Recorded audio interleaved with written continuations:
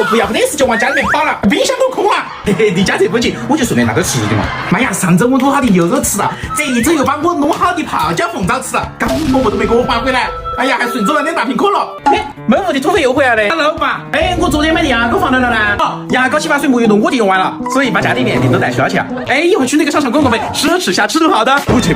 哎，咋了？那个商场就在我家旁边，我妈、我姨的姨妈一家，还有我们那个小区的娘娘些都喜欢去，走2步就能碰到熟人，喝酒全是熟人啊。哎妈，我要不要以后找工作也在我们这儿吧？啊，我虽然也会搬出去住，但缺啥子回家那也方便。搬家赶紧搬。要不要这么夸张哦？